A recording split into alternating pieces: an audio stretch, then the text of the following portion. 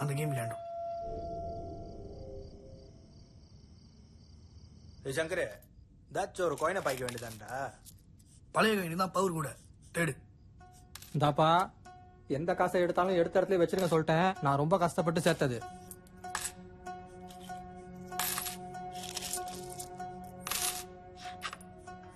இந்தா சங்கரே, சொன்னதெல்லாம் வரைஞ்சிட்டேன். சரியா இருக்கா பாரு. ஏபிசிடி கூட ஒழுங்கு எழுத மாட்டியா?